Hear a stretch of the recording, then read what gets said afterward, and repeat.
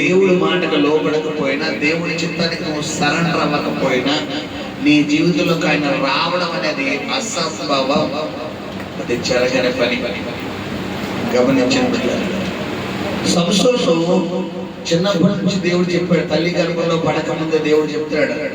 ఎవరితోనంటే సంసోను తల్లిదండ్రులతో, మనోహ యొక్క మరి భర్తతో, ఇద్దరితో కూడా మాట్లాడుతూ దేవుడు చెప్తున్న మాట ఏంటంటే, మీకు ఒక కుమారుడిని ఇవ్వబోతున్నాను. మీరు ఆ కుమారుడిని చిన్నప్పటి నుండి ద్రాక్షరసమైనను మద్యమైన వాడు తాగకూడదు, తర్వాత వాడి జుట్టును మీరు ఏం చేయకూడదు, కత్తిరించకూడదు అని చెప్పి చిన్నతనం నుంచి వాడిని ఫిలిష్తీయులను హతము చేయడానికి, శత్రువులను హతము చేయడానికి నేను ఏర్పరచుకున్నాను అని దేవుడు అక్కడ ఆ భార్య భర్తలతో మాట్లాడి, తర్వాత ఆమె గర్భం తెరిచి ఆమెకు చక్కని కుమారుడిని ఇచ్చిన తర్వాత ఆ కుమారుడికి సంసోన్ అన్న పేరు పెడతాడు. ఫిలిష్తీయులను హతము చేసేవాడు సంసోన్. దేవుడు అందుకే ఏర్పాటు చేస్తున్నాడు. కానీ సంసోను పిల్లరా ఎప్పుడైతే లోక పాపంలో పడిపోయాడో, లోకాశల్లో పడిపోయాడో, తన యవ్వన బలాన్నంతటిని దేవుని కొరకు, ఫిలిష్తీయులను హతము చేయడం కొరకు, శత్రు సామ్రాజ్యాన్ని కుప్పకూర్చడం కొరకు, లోకాశలను పిల్లరా చంపడం కొరకు, అపవాది చేతుల్లో ఉన్న దేవుని బిడ్డలను విడిపించడం కొరకు ఇచ్చిన యవ్వన బలాన్ని ఒక స్త్రీకి అప్పగించేశాడు. ఒక స్త్రీ, దెలీలా అనే ఒక స్త్రీకి అప్పగించాడు. ఆ స్త్రీకి అప్పగించడం వల్ల తన మీద ఉన్న అభిషేకం అంతా ఏమైపోయిందంటే మొత్తం కోల్పోయింది. అక్కడికే ఫస్ట్ జరిగిందంటే కాదు, దాదాపు ఆ దెలీలా అనే స్త్రీ ఎన్నిసార్లు సంసోను మోసం చేసింది? 3 సార్లు. ఫస్ట్ ఏమో నీ బలం ఎందులో ఉందో చెప్పు అంటే, నా బలము మరి నారకాడులతో నన్ను కట్టేస్తే, అప్పుడు అవి కట్టేయడం వల్ల జునుపనార్లు అని అంటాడు. జనపనార్లు, ఆ జనపనార్లతో నన్ను కట్టేస్తే, చువ్వలతో నన్ను కట్టేస్తే నేను బలహీన అయిపోతా, నన్ను బంధించేటట్టు. అలా తర్వాత కట్టేసిన తర్వాత శత్రువులతో చెప్తుంది, సంసోను ఫిలిష్తీయులు వస్తున్నారు కానీ పేక దారాలు అంటే ఒక దారం పువ్వులు తిప్పినట్టుగా ఆ నవ్వార్తలు ఏం చేశాడంట, ఇలాగా నీ బలం ఎందులో ఉందంటే మళ్ళా రెండోది ఇంకోటి చెప్పాడు, మూడోది ఇంకోటి చెప్పాడు. ఇక ఆ చివరికి ఆ ప్రేయసి తన ఒళ్ళో పడుకోబెట్టుకున్నాడు. ఎందులో పడుకోబెట్టుకుంటే బైబిల్ అది వేసేనోడు లోతైన గొయ్యి. లోతైన గొయ్యి అంటే ఏంటి? ఊపి. అందులో పడినాడు, బయటికి రాలేడు. రెండోది యెహోవా చేత శాపము నొందిన వాడే దాని నోట్లో పడతాడంట. అందరూ పడుకో. ఎందుకంటే చూపు బలహీనత కామన్. మనకు తెలియకుండా చూపు కొంచెం అందంగా ఉంటే, అది పురుషులు కావచ్చు, స్త్రీలు కావచ్చు, మనం తెలియకుండా టెంప్ట్ అవుతాం. అది కామన్. కానీ వాళ్ళతో పాపం చేయలేక కొంతమందికి వాళ్ళ మీద ధ్యాస ఉంటుంది. ఎలాగైనా ఏదో తప్పు చేయాలి, అవకాశం ఏం చేస్తారో ఎదురు చూస్తారు. దావీదు తప్పు చేయడానికి మొట్టమొదటి కారణం ఏంటి? ఏం చేశాడు? చూశాడు. బెత్షెబా స్నానం చేస్తుంటే, ఇప్పుడైతే బాత్రూమ్ సెపరేట్ గా పైకప్పు అలా ఎలా ఉంది, ఆ రోజులు ఎలా ఉంది అమ్మా చెప్పాలి. తడికి పైన ఏమన్నా ఉంటదంటే ఏముండదు. ఎందుకంటే సామాన్య జనం అందరూ కూడా ఆ రోజుల్లో గుడిసెల్లోనే గుడారాలలో ఉండేవారు. మరి రాజుగారు మాత్రం ఎలా ఉండేవారు అంటే బంగ్లాలో ఉండేవారు. అలాంటి రాజుగారు బంగ్లా ఎత్తుగా ఉన్నప్పుడు ఎవరెవరో తడికల్లో ఏం చేస్తారో అన్ని కనబడిపోతా లేదా? అలాగా ఆ రాజుగారి యొక్క అంతఃపురం పక్కనే ఊరియా భార్య అయిన బెత్షెబా యొక్క గృహం ఉన్నది. ఆ గృహంలో ఆ తడికల మధ్యన బెత్షెబా స్నానం చేస్తుంటే దావీదు చూశాడు. ఏదో కావాలని చూశాడా? కావాలని లేడా? మేడ మీద యుద్ధానికి వెళ్ళవలసిన సమయంలో, యుద్ధంలో పోరాడవలసిన సమయంలో అన్నట్టుగా మేడ ఎక్కాడు అనుకోకుండా. మరి చల్లగాలేదని ఎక్కాడో, వాతావరణం బాగుందని ఎక్కాడో, ఎందుకు ఎక్కడికి తెలియదు. ఇప్పుడు మనం కూడా రోడ్డు మీద కామన్గా వెళ్తాం, రోడ్డు మీద కామన్గా వెళ్తాం, షాపింగ్ కామన్గా వెళ్తాం, బయటికి కామన్గా వెళ్తాం. ఎవరో అందమైన అబ్బాయి, అందమైన అమ్మాయి కనపడతాం, ఇలా చూస్తాం, కామన్గా చూస్తాం. చూడటం తప్పు కాదు, చూసిన దాన్ని నీ మైండ్ లో సేవ్ చేసుకోవడం తప్పు. ఎలాగైనా నా కాలు కావాలి, నేను వాళ్ళతో ఉండాలి, నా కాళ్ళకి సాంగత్యం చేయాలి, నాతో ఫోన్లో మాట్లాడాలి, వీడియో కాల్ మాట్లాడాలి, చాట్ చేయాలి, నేను వాళ్ళలో తప్పు చేయాలి. ఈ ప్రేరేపణ వెంటనే దావీదుకు వచ్చి ఏం చేశాడమ్మా, ఆ పని వాళ్ళతో చెప్పి రాజుగారిని పిలుస్తున్నారు. కానీ మన ఆ రోజుల్లో రాజుగారిని పిలుస్తున్నారు. ఇప్పుడు మనల్ని కూడా మన ఎమ్మెల్యే గారు ఎవరైనా పిలుస్తున్నా కానీ ఆయన రాను అంటామా? ఎమ్మెల్యే పిలుస్తారు. ఎందుకంటే ఏమో తెలియదు, ఎమ్మెల్యే గారు రమ్మన్నారు అంతే. స్పాట్లో ఏం చేస్తున్నారా? స్పాట్లో వెళ్ళిపోతాం. ఎందుకు పిలిచారు? అలాగే ఆ రోజుల్లో రాజుగారు రమ్మంటే వెళ్ళిపోవాలంటే చూశాడు. దాన్ని నాతో తప్పు చేయమన్నాడు. నేను అంటాను, బెత్షెబా అసలు వెంటనే యాక్సెప్ట్ చేసేసి ఉంటుందా? చెప్పాలి, యాక్సెప్ట్ చేసేసి ఉంటుందా? ఏం చెప్పుంటుంది? అయ్యా నాకు పెళ్ళైందయ్యా, నా భర్త నీ దగ్గర పని చేస్తాను కదా, వద్దయ్యా ఈ దుష్కార్యం చేయగయ్యా, నేను రాజుని, నువ్వు నా దగ్గర పని కలిగి నేను చెప్పింది చేయలేకపోతే నేను చంపేస్తా, లేదా నీ భర్తను చంపేస్తాను ఉంటాడు. కాబట్టి ఆ అమ్మాయి చచ్చినట్టు ఏం చేసింది? పాపం చేసింది.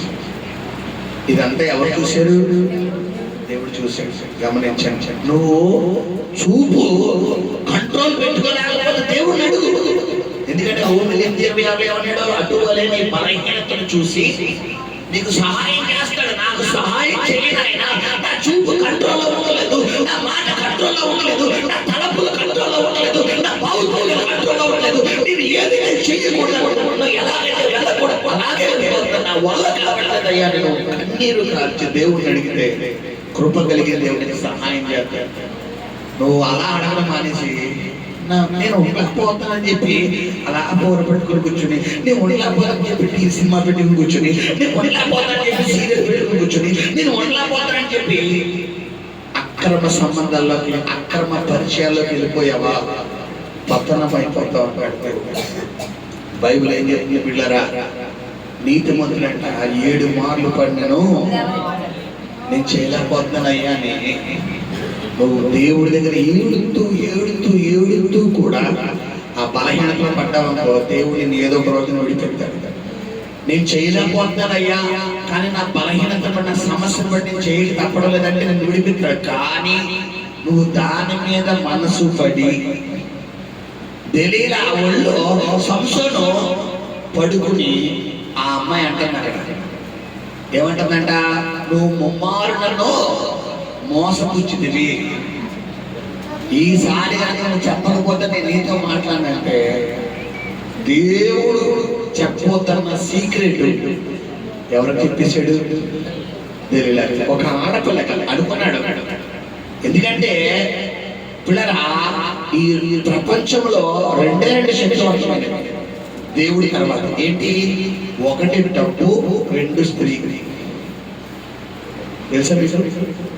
ప్రపంచంలో దేవుడి శక్తి తర్వాత శక్తివంతమైనది ఏంటంటే 1 డబ్బు, డబ్బు ఏదైనా చేయలేదు. 2 స్త్రీ ఎలాంటి పరిస్థితులైనా తన శరీర అవయవాలు చూపించి, తన శరీర ఆకృతిని చూపించి ఎలాంటి వ్యక్తులైనా పడేయగలిగారు. అందుకని బైబిల్లో గొప్ప గొప్ప భక్తులు సొలొమోను ఆకాశముడు దేవుడి మందిర మహిమను, మందిర ప్రతిష్టకు సేవకులు సైతం నిలబడలేడంట. మహిమ దిప్పింది ఎవరమ్మా? సొలొమోను. అలాంటి సొలొమోను ఒక స్త్రీ బలహీనతలో పడిపోయాడు. దేవుడి చేత నా హృదయానుసారుడు అని బిరుదు పొందిన దావీదు స్త్రీ బలహీనతలో పడిపోయాడు. పిల్లరా, సంసోను ఫిలిష్తీయులను ఒక్క దెబ్బతో మొత్తం అందరినీ హతమార్చిన సంసోను ఒక స్త్రీ. అంటే దీన్ని బట్టి అర్థమైంది ఏంటి చెప్పాలి? స్త్రీ బలహీనత అన్నాడు బైబిల్. కానీ అదే స్త్రీ తలుచుకుంటే ఎలాంటి చంపగలిగారు. ఒక సిసేరా, ఒక దుబేరా వెళ్ళి ఒక పురుషుని ఏం చేసింది? చంపేసింది. ఎస్తేరు ఎవరిని చంపించేసింది? హామాను చంపించేసింది. గమనించిన బిడ్డలారా, నువ్వు అపవాదికి చోటవ్వకూడదు. పురుషులారా, మీ భార్యలు ఉండగా పరాయి స్త్రీ వైపు ఒకవేళ తొంగి చూస్తే బైబిల్ చెప్తుంది, యోబు గ్రంథం 31వ వచనం 31వ అధ్యాయంలో ఆ మాట చూసారి దేవుడు ఎందుకైనా మాట్లాడుతున్నాడు. యోబు గ్రంథము 30 ఫోటో చదివినాడు ప్రారంభం. ఏంటమ్మా ఏంటమ్మా? నేను నా కన్నులతో నిబంధన చేసుకుంటుని.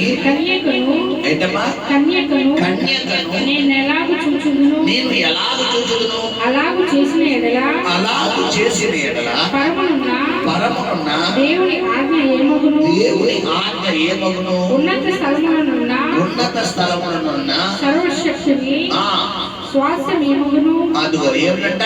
కన్యకను నేను అలాగ చూచుదును అన్నాడు. అంటే ఏంటి? అలాగంటే ఏంటి? ఇప్పుడు ఆడపిల్ల రోడ్డు మీద వెళ్ళిపోతుందా లేదా మగోడు వెళ్ళిపోతుందా కామన్ గా చూడడం వేరు. కొంతమంది ఎలా చదివేసామా నమ్మకం పిల్లరా, ఇదే అమ్మాయి అమ్మ ఇదే ఇంకా అవతల దెబ్బకే మొత్తం ముసేయాలి. మొత్తం తప్పించుకోవాలి. కొంతమంది ఆడపిల్ల మొగోళ్ళు ఆడపిల్ల తక్కువ అనుకుంటున్నారా? అబ్బే దేంట్లోనే తగ్గరు. వీళ్ళు కూడా వీళ్ళకి మొగోళ్ళు కనబడరు, ఆ ఆడపిల్లలు కనబడరు, మొగోళ్ళు కనబడతారు. వీళ్ళకి చాలా సినిమాలు ఉంటాయి. గమనించండి. దెలీలా సంసోను పట్టింది.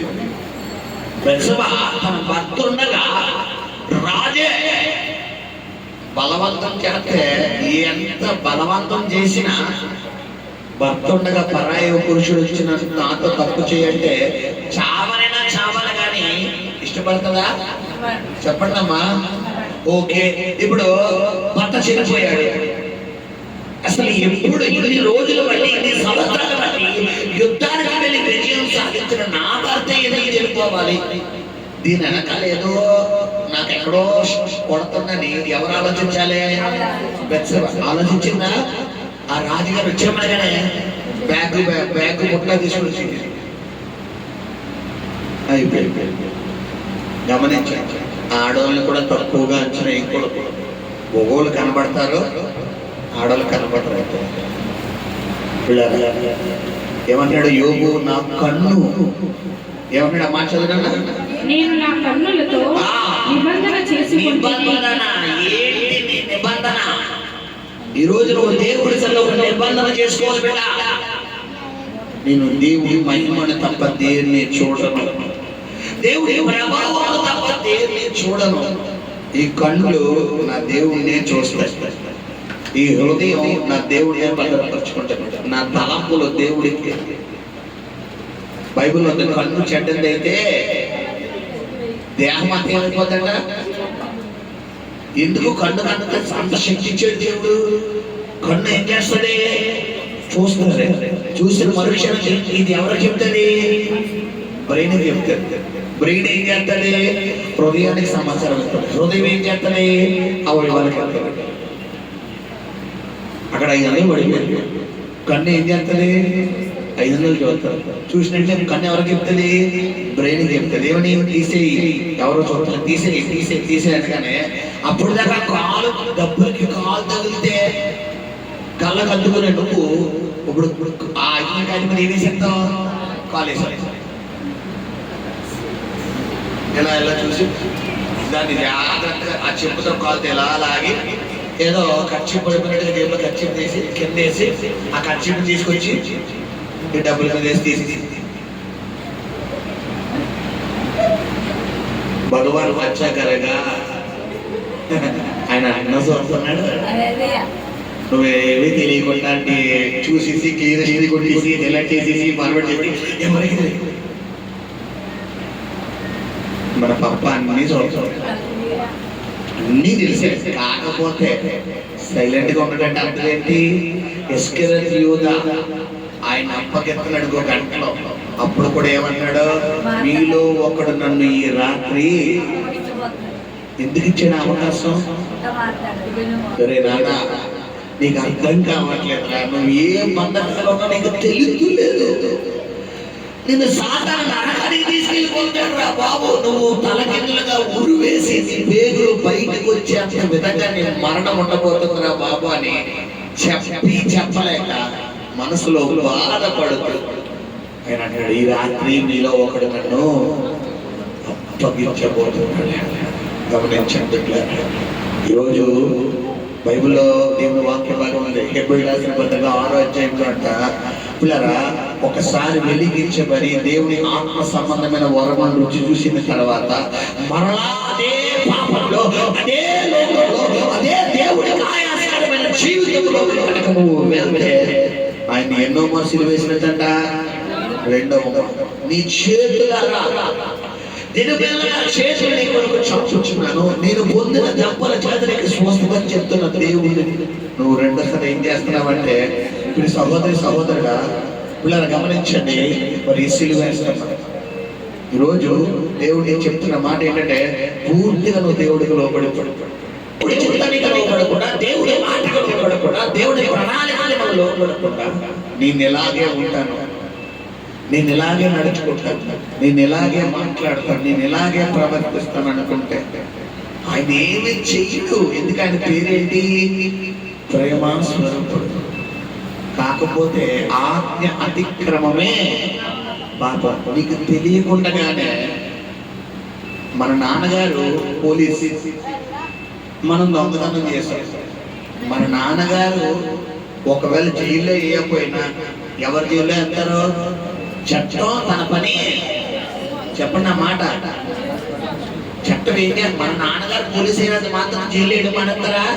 చట్టం ఏంటి? తప్పు చేసిన ప్రతి ఒక్కరిని దండించాలి. అది మన కొడుకైనా, కూతురైనా, భార్య అయినా, ఎవరైనా.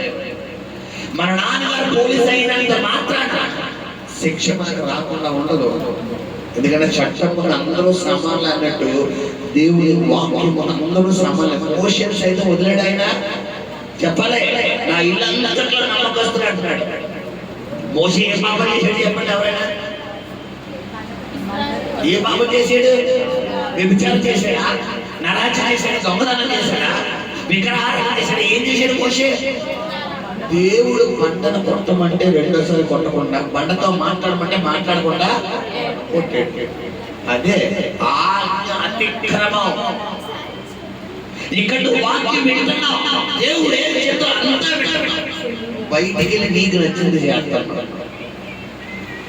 నీ మనసుని చంపుకోవట్లేదు, నీ కోరికలు చంపుకోవట్లేదు, నీ ఇష్టాలు చంపుకోవట్లేదు, నీ చూపు ఇష్టాన్ని, నీ మాట ఇష్టాన్ని, తలపుల ఇష్టాన్ని, నీ భావోద్రేకాల ఇష్టాన్ని చంపుకోక నీకు నచ్చింది చేసుకుని బయటకు పోతాం. మళ్ళా వచ్చి ఎక్కడ ఎడుతున్నాం? ఇప్పుడు ఎలా వస్తే మనకు ఆశీర్వాదాలు చెప్పండి. యెషయా 59 రక్షింపబడినట్లు యెహోవా విననైనట్లు ఆయన చెవులు మందం కాదు. ఈరోజు నేను ఇంకా వాక్యంలోకి వెళ్ళాలి. జస్ట్ దేవుడికి ఇంట్రెక్షన్ ఇస్తున్నాడు. ఎవరితోనో ప్రభు మాట్లాడుతున్నాడు. నీ ప్రవర్తన సరిగ్గా లేదు, నీ నడవడిక సరిగ్గా లేదు, నీ చూపు కంట్రోల్లో లేదు, నీ మాట కంట్రోల్లో లేదు. వద్దు అన్న చేస్తున్నావు, హఠాత్తుగా వస్తుందంటే శ్రమ నీకు. గుర్తు పెట్టుకో. అప్పుడు నువ్వు ఎంత కేకలేసినా కూడా ఎవ్వరూ పలకరు. గమనించిన బిడ్డలారా, హల్లెలూయా. చూడండి, మనం చూసుకున్న వాక్యంలోకి వెళ్దాం. 1 సమూయేలు గ్రంథము 15వ అధ్యాయంలో గడతేనా మరి 2 వారాల బట్టి సౌలు యొక్క పతనానికి గల కారణాలు దేవుడు పరిశుద్ధాత్మ దేవుడు సంఘముతో మాట్లాడుకుంటూ వచ్చి ఉన్నాడు. దాదాపు 6 పాయింట్లు. మొట్టమొదటి పాయింట్ ఏమని చెప్పి మీకు? సౌలు పతనానికి మొట్టమొదటి కారణం ఏంటి పిల్లరా? చెప్పాలి. సమూయేలు ప్రవక్త చేయవలసిన పని, దైవజనుడు చేయవలసిన పని ఎవరు చేశారు? సౌలు చేశాడు. ఇది మొట్టమొదటి పని, మొట్టమొదటి పొరపాటు అతని పతనానికి. రెండవ కారణం ఏమని చెప్పాను?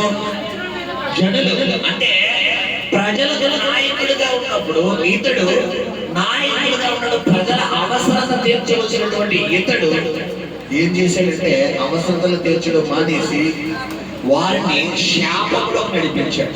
అందుకు గాను జనులు వారి యొక్క అవసరతలు తీర్చకపోవడం వల్ల వాళ్ళు ఏం తప్పు చేశారు? మాంసంతో రక్తముతోనే తినేశారు. అది ఎవరికి ఆయాస్కరం? అంటే ప్రజలు మంచి మార్గంలో నడవాలంటే ముందు నాయకులు నడిపించాలో వీళ్ళు నడవగలరా? పిల్లలు ఉన్నారు, వాళ్ళ చిన్నప్పుడు నడకల సరిగ్గా రాదు. లేదా అసమాని ఏం నోట్లో పెట్టుకుంటారు, లేదా కనిపించిన మట్టి చెత్త చెన్నాలంతా నోట్లో పెట్టుకుంటారు. తల్లిదండ్రులుగా మనం ఏం చేయాలి? అలాగే గద్దించాలి.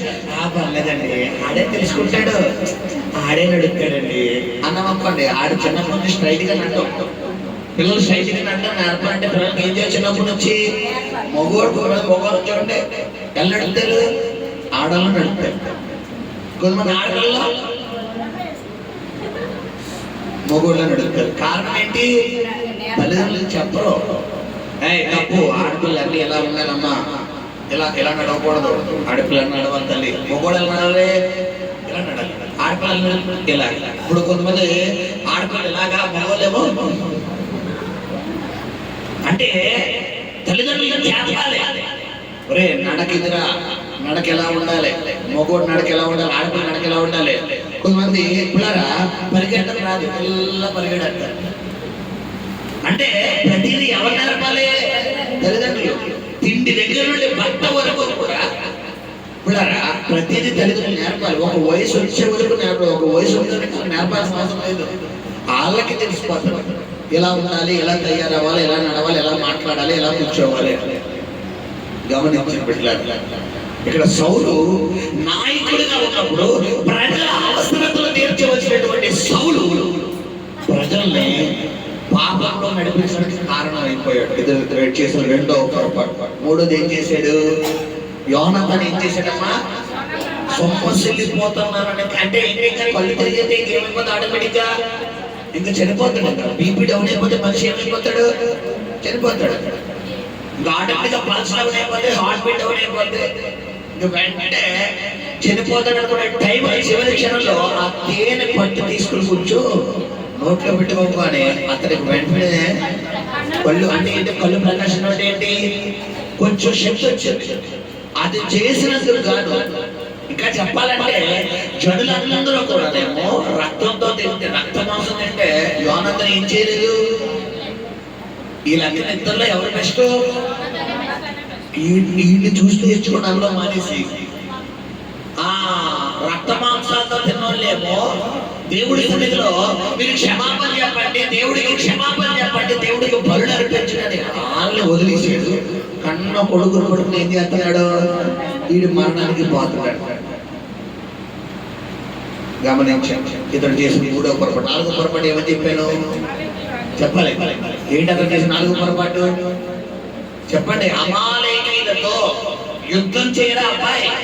స్త్రీలనేమి, పిల్లలేమి, పురుషులేమి, వృద్ధులేమి, గాడిదలేమి, ఎద్దులేమి, గాడిదలు అన్నింటినీ బొత్తిగా నాశనం చేయరా అబ్బాయి అంటే దేవుడు చెప్పింది చేయకుండా సారో చేసిన నాలుగో పొరపాటు ఏంటమ్మా? ఆ యొక్క రాజు, ఎవరమ్మా?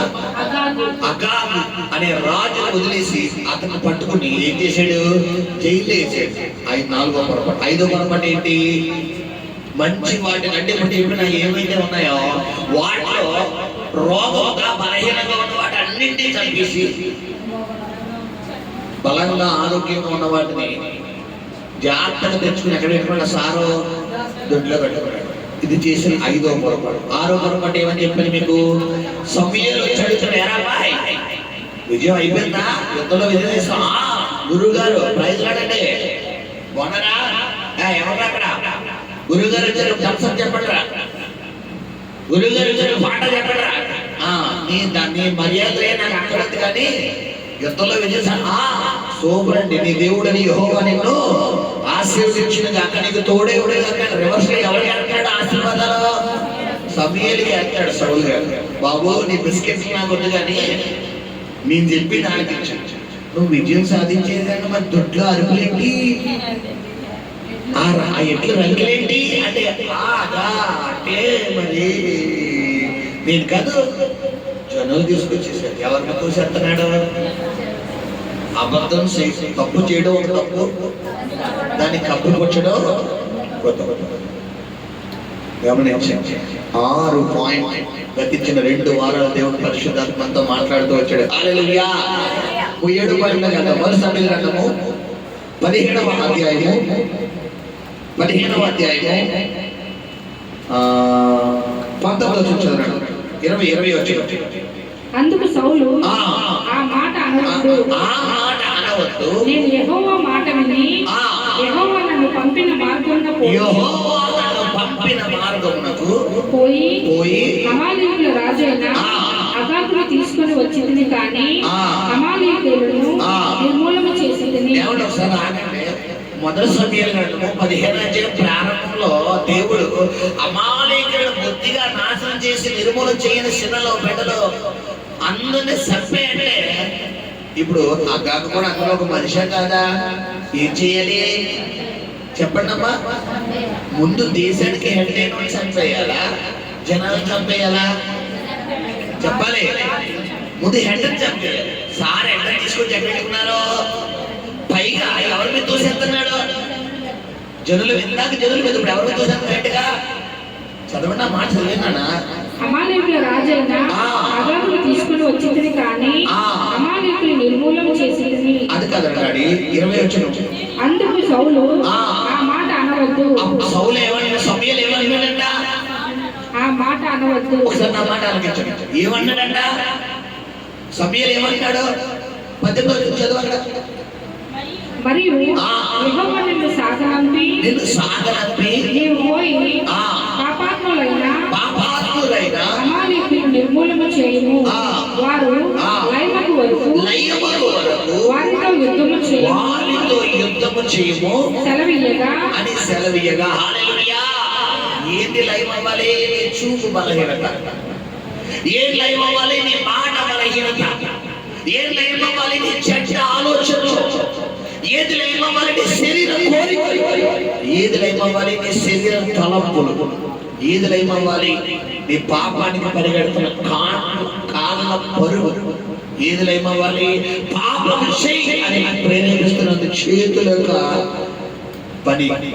ఇది లయమైపోయే వరకు అమాలేకులు పూర్తిగా నాశనం చేయాలి. అంటే నీలో ఉన్న శరీర కార్యాలను పూర్తిగా సిరివేసేయి. పులిసిని బిడ్డ కొంచెం ఉన్నను నువ్వు ఏ మాత్రం చూపును బలహీనపరచుకున్నా, మాటను బలహీనపరచుకున్నా, తలంపులను బలహీనపరచుకున్నా, వినికిని బలహీనపరచుకున్నా, చేతులు బలహీనపరచుకున్నా, హృదయం బలహీనపరచుకున్నా, నీ పరుగు నీ నరకాన్ని బలహీనపరచుకున్నా, నువ్వేం చేసినట్టు? ఆజ్ఞ అతిక్రమమే. జనులను మళ్ళా ఎవరి మీద తోసేస్తున్నాడు సారు? దేవుడి మీద తోసేస్తున్నాడు. ఇందాక ఎవరి మీద తోసాడు? జనులు. ఇప్పుడు డైరెక్ట్ ఎవరికి ఎంటర్ చేశాడు? దేవుడే చెప్పాడు కదా. చదువు మార్చారు 19:20. నేను యెహోవా మాట విని యెహోవా నన్ను పంపిన మార్గమున పోయి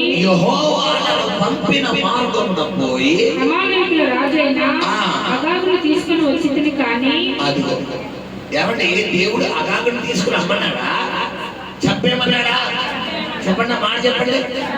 దేవుడు నీలో ఉన్న దేవుడికి ఆయాస్కరమైన ప్రతిదీ చంపేసి పాటి పెట్టేమన్నాడా? జస్ట్ తీసుకెళ్ళి ఇంట్లో గుజరు పెట్టుకోమన్నాడా? మనం ఏం చేస్తాం? నిర్భాష గారు ఈ వయసులో కాకపోతే ఎప్పుడు చేస్తామంటే ఎంజాయ్మెంట్, ఇప్పుడు కాకపోతే ఎప్పుడు చూస్తామంటే ఆ మాత్రం ఫీలింగ్స్ వస్తాయండి, ఆ మాత్రం టెంప్టేషన్ వస్తాయి. మాస్టర్ గారు ఆయన కంట్రోల్ చేసుకోమంటే ఎలాగండి? అయ్యయ్యో మీరు అలా చెప్తే కష్టమండి అంటావా? నీకోసం దేవుడు వాక్కు రెడీగా లేదు. నేను చేసింది తప్పే అంటావా? అతిక్రమం ఒప్పుకుని విడిచిపెట్టేవాడు కనికరం పొందుతాడు. నువ్వు ఒప్పుకుంటావో కప్పుకుంటావో దేవుడు నీకు అవకాశం ఇస్తున్నాడు. హల్లెలూయా. సౌలు గారు మొట్టమొదటిగా జనుల మీద తోసేసాడు. ఇప్పుడు ఎవరి మీద తోసేస్తున్నాడు? దేవుడి మీద. ఏంటంటే నీ దేవుడని యెహోవా మాట విని నన్ను పంపిన మార్గమున పోయి అమాలేకుల రాజైన అగాగును తీసుకుని వచ్చింది, కానీ అమాలేకులు నిర్మూలన చేసింది. అయితే గిల్గాలో నీ దేవుడైన యెహోవాకు బలి అర్పించుటకై జనులు శపితలమగు గొర్రెలలోను ఎడ్లలోను ముఖ్యమైన వాటిని తీసుకుని వచ్చినని సమయంతో చెప్పాను. నా వంక చూడరా? ఎలా చూడమా? ఏమా నువ్వు సినిమాకి ఎందుకు వెళ్ళావని అడిగాను. అంటే పాస్టర్ గారు దీనికి మా ఫ్రెండ్ చాలా బలవంతం చేసేసిందండి. నేను వెళ్ళకూడదు అనుకున్నాను. వాళ్ళు టికెట్ తీసేసి నా చేతిలో పెట్టేసి నా పర్సులో పెట్టేసి నువ్వు వస్తావా రావా అని కార్డు కట్టేసి తీసుకెళ్ళిపోతే బలవంతంగా థియేటర్ల సీట్లో కూర్చుని విజిల్ వేసుకుంటూ కేకలు వేసుకుంటూ చూసాను పాస్టర్ గారు. చెప్పండి చెప్పండి అమ్మా. సౌలు ఏమన్నాడు అప్పుడు? అసలు ఈ సబ్జెక్ట్ అంతా జరగడానికి నేను మూల కారణం ఎవరమ్మా? సౌలే. జనులకు అధిపతిగా దేవుడు ఎవరిని అంటాడు? సౌలు. ఇప్పుడు సౌలు చెబితే దేవుడు సౌలుకి చెప్పాడా, ఇశ్రాయేలు ప్రజలకు చెప్పాడా అమాలేకులతో యుద్ధం చేయమని? సౌలు రాజుగా ఎందుకుంది ఎవరు?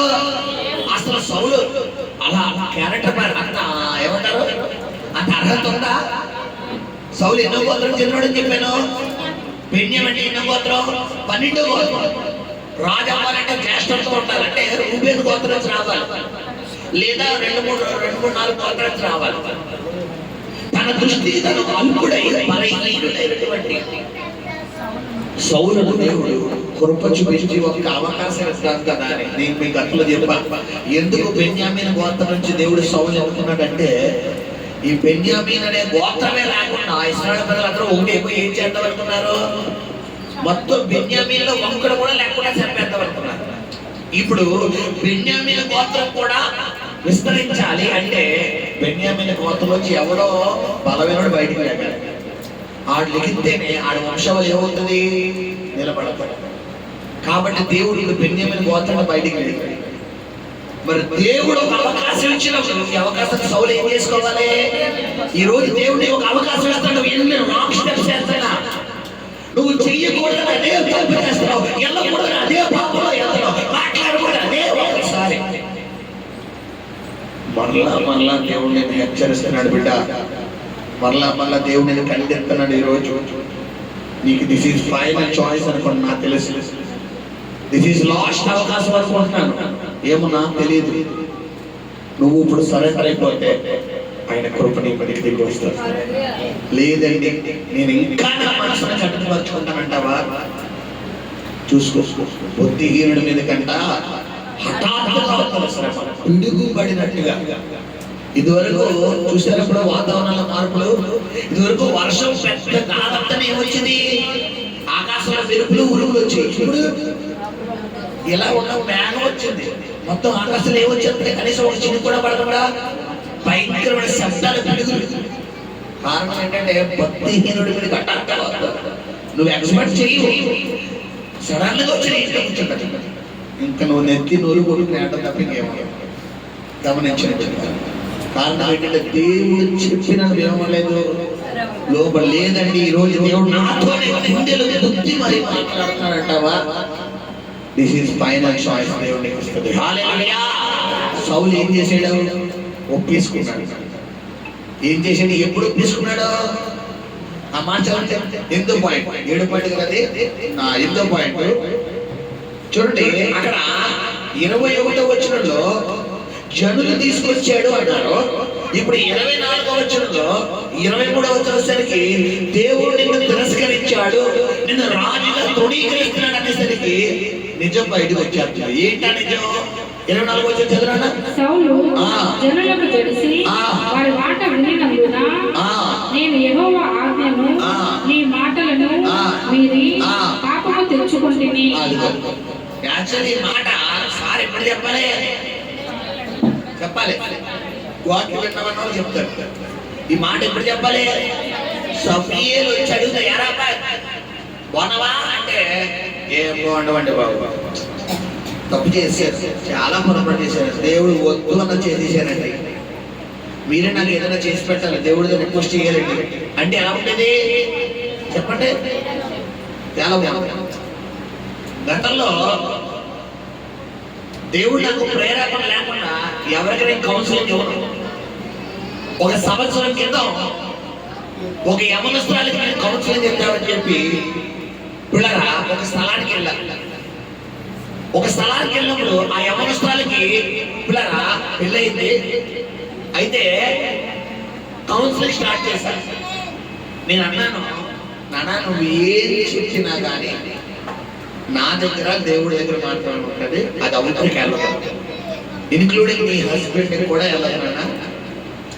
నువ్వు ఏమన్నా ఒట్లేది వేయకూడదు, కానీ నేను ఎందుకు చెప్తున్నాను అంటే నీ మంచితనం కోసం చెప్తున్నాను. దేవుడు నీ జీవితంలో మేలు చేయబోతున్నాడు.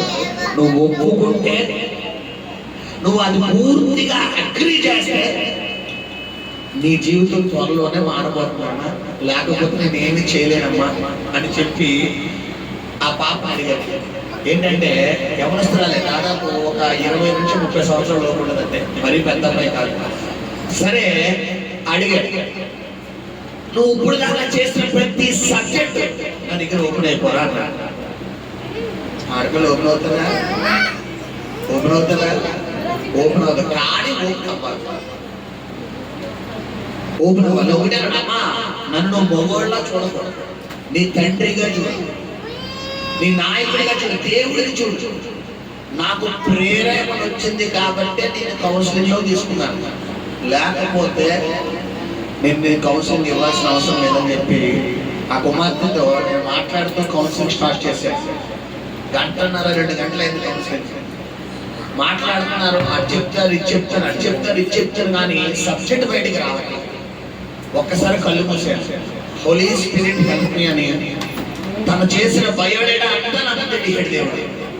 నేను ఒక్కోటి నువ్వు చదువుకున్న టైంలో, నువ్వు పలానా చోట పనిచేస్తున్న టైంలో అదేంటి ఇదేంటి ఇదేంటంటే నోరు కళ్ళు వదిలి ఏం చేసింది అమ్మాయి నీకు ఎలా తెలిసింది అంటే, నువ్వు ఎలాగో ఓపెన్ అవుతలేదు కదా, మొత్తం నాకు చెప్తున్నాడు. ఇంకా చెప్పించమంటావు, చెప్పంట వద్దులేదు భాష, నేనే చెప్పాను. అప్పుడు నిజమంతా చెప్పి అంతా చెప్పి నేను అన్నాను, నానా నువ్వంతా చెప్పు అని. నేను ఆ పాప వాళ్ళకి మోకాలు ఎక్కించి 2 చేతులు పైకి ఎత్తించి, అతిక్రమంలో ఒప్పుకొని విడిచిపెట్టాడు, కనికరం పనులు దాంట్లో వజ్రుడు శాపలు నా పాప చేత మొత్తం ఒప్పుకొని ప్రార్థన చేయించి నేను ఇంటికి వెళ్ళిపోయాను. విషయం ఏంటంటే ఒప్పుకుందే, విడిచిపెట్టింది, మళ్ళా అంతకంటే దారుణమైన పరిస్థితులకు వెళ్ళిపోయింది. కొంతమంది ఏం చేస్తారు, ఒప్పుకున్నట్టు అంటే అంత తేజుంటూ ఎవరిని మోసం చేద్దాం, ఆయన అన్ని చూస్తున్నాడు. నిన్ను నువ్వు మోసం చేసుకోవడం తప్ప వేరేది ఏమీ లేదు. తెలుసా నీకు? చాలా మంది అనుకుంటారు నేను అందరు కళ్ళు, లేదు లేదు, నిన్ను నువ్వు పాడు చేసుకుంటున్నావు, నిన్ను నువ్వు పతనం. సౌలుకులు పతనం ఎవరికి తెచ్చుకున్నారో? సౌలే. సమయానికి సబ్జెక్ట్ అంటే తెలిసిపోయిందని తెలిసిన తర్వాత ఆ గొర్రెల రంకెలు ఎట్ల అరుపులు ఏంట్రా అమ్మాయి అని అడిగినప్పుడు వెంటనే సౌలు తెలివైనడైతే ఏం చేయాలమ్మా? ఓపెన్ అయిపోవాలి. బాబా తప్పు అయిపోయింది, అంత వినబడిపోయింది అని అప్పుడే నాలుగు పడిపోతే అసలు దావీదుడు బయటకు వచ్చేవాడా? ఈ రోజు శత్రువుడు నీ మీద విజయం సాధిస్తున్నారంటే కారణం ఎవరమ్మా చెప్పండి? మనమే అవకాశం ఇస్తున్నాం వాళ్ళకి. నీ అతిక్రమాలు, నీ పాపాలు, నీ తొందరపాటు నిర్ణయాలు దేవుడు ఏదైనా నీకు చెయ్యగలిగాడో అది నువ్వు చేసి నువ్వు సంతోషాన్ని అంతటి ఎవరింట్లో పెట్టుబడి పెడుతున్నావు? శత్రువు చేతిలో పెట్టుబడి పెడుతున్నావు. హల్లెలూయా. ఏమైందంట? సౌలు ముందేమో జనుల మీద చూసాడు, తర్వాత ఏమో దేవుడి మీద చూసాడు, తర్వాత ఇంకా ఇలా మ్యాటర్ అయిపోలేదు. బాబా మ్యాటర్ ఇంకా సీరియస్ అయిపోతుంది. కొంతమంది మ్యాటర్ సీరియస్ అయిపోయింది, అప్పుడు దానిలోకి వచ్చేస్తారు. స్టార్టింగ్ దానిలో వస్తారా? అసలు దానిలో మ్యాటర్ సీరియస్ అయిపోయి కోటలు కాలిపోతున్నప్పుడు బాబు ఎందుకు వచ్చిన ఒప్పించుకుంటే సరే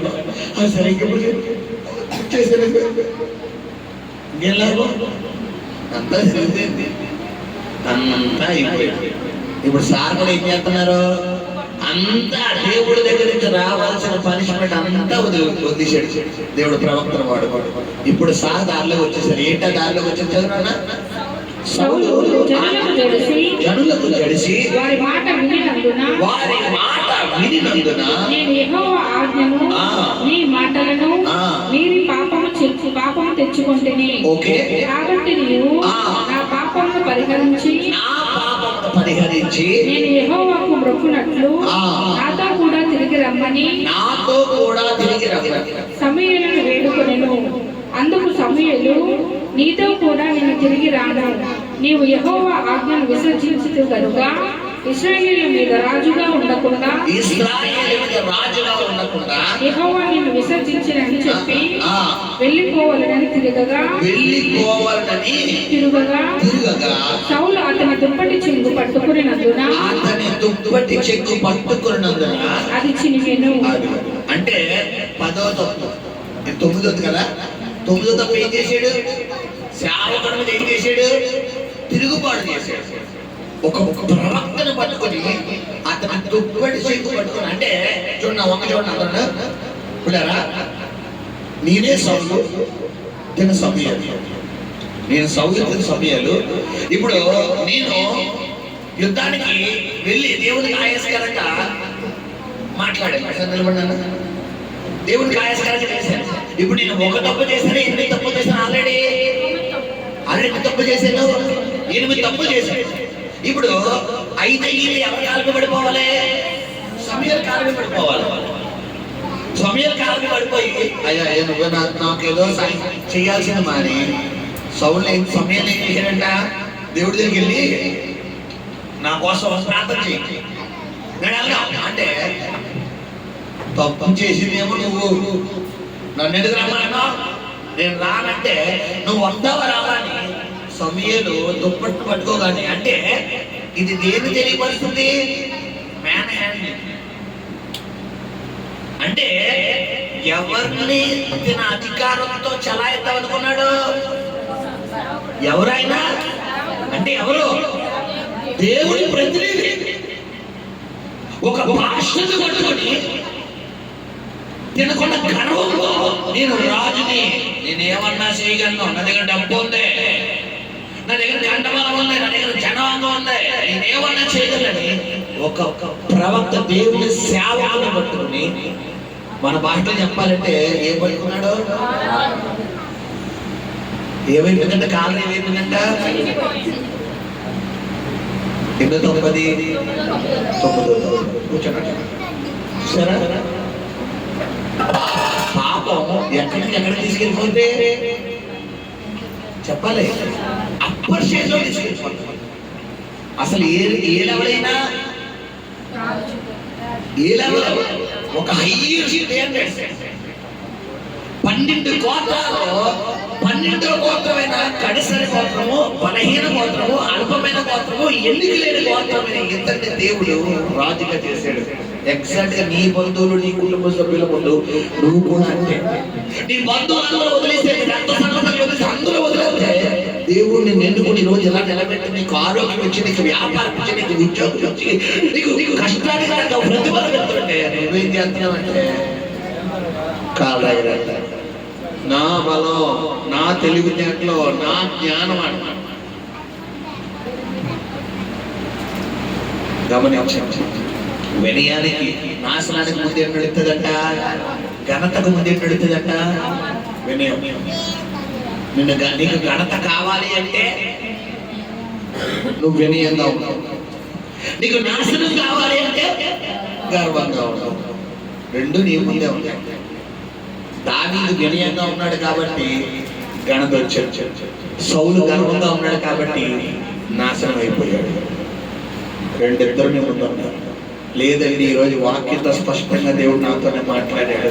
నేను గర్వం ఉండదు. కొంతమందికి డబ్బు ఉందని గర్వం, కొంతమందికి తెలివితేటలు ఉన్నాయని గర్వం, కొంతమందికి కండ బలం అని గర్వం, కొంతమందికి బుద్ధి బలం అని గర్వం, కొంతమంది కొంచెం తెల్లతో కొత్త సింగ్ అంటే బాబో ఏమైనా పట్టుకోలేదు. కొంచెం తెల్లగా ఉంటాయి, కొంచెం హైట్ ఉంటే, కొంచెం పర్సనాలిటీ ఉంటే, కొంచెం ఇంకా వెనకాల ఏమన్నా కొంచెం వెనకాల ప్రాపర్టీ ఉందనుకోండి, ఇంకెళ్ళి భూమి మీద నిలబడతారా? నిలబడరు. హల్లెలూయా. గమనించండి, దేవుడు ఎవరికి కావాలి? దేవుడికి ఎవరు కావాలి? తగ్గించుకుని దీన వస్త్రం ధరించి, నాకు ఏ పట్టు ఉన్నాయా, నాకేమి రాదు, నాకేమి తెలియదు, అసలు నా ఆస్తి ఏ పడుతుందయ్యా, నువ్వు ఇచ్చిందే కదా బ్రహ్మ, నా అందం ఎవరిది? నువ్వు ఇచ్చిందే కదా, నా జ్ఞానం ఎవరిది? నా తెలివితేటలు అయ్యా నేనంతయ్యా. అసలు నేను ఎలా అనుకునే వాళ్ళు దేవుడికి కావాలి. నాతో పెట్టుకుంటే ఎలా ఉంటారు చూసావా? కొంతమంది మాట మాట చూసారు సొసైటీలో, మరి ఏమనుకున్నా నాతో ఇతన ఏముంది నీ దగ్గర, ఆయన ఒక్కసారి తప్పుకున్నాడు అనుకో, కబడ్డీ కబడ్డీ కబడ్డీ కబడ్డీ కబడ్డీ కబడ్డీ కబడ్డీ కబడ్డీ కబడ్డీ కబడ్డీ ఒక్క జరికెత్తాడు, దెబ్బకి వెనకేళ్ళు కూర్చుంటాడు. ఆయన బరిలో ఉన్నాడు కాబట్టి నిన్ను చూడగానే ఎవరికి భయం వస్తుంది? శత్రువు. నీతో ఉన్నాడు ఆయన, ఆ విషయం ఏమవకూడదు. నేనే అన్నావా ఆయన సైడ్ అయిపోతాడు. బాబోయ్ నేను కాదు బాబోయ్, నా తండ్రి బాబోయ్, నువ్వే బాబోయ్ అన్నావు అనుకో, నీ ఇంట్లో నీ ఒంట్లో నీ జీవితంలో ఉన్నాడు. ఆయన ముందెళ్దామా మనం ముందెళ్దామా? మనం ముందెళ్దామా? గట్టిగా చెప్పండి. ఆయన ముందెళ్దామా? గట్టిగా చెప్పండి. హల్లెలూయా. 9 పాయింట్ ఇంకా ఉన్నాయి, వచ్చే వాళ్ళకి చెప్తున్నా. కానీ పరిశుద్ధ మనస్సుకు కనికరం కలిగిన ప్రియపరలో తండ్రి, నీ పరిశుద్ధ పాదాలను లెక్కలేని మహిమ గణిత ప్రభావాలు ఆరోపిస్తున్నాం రాజా.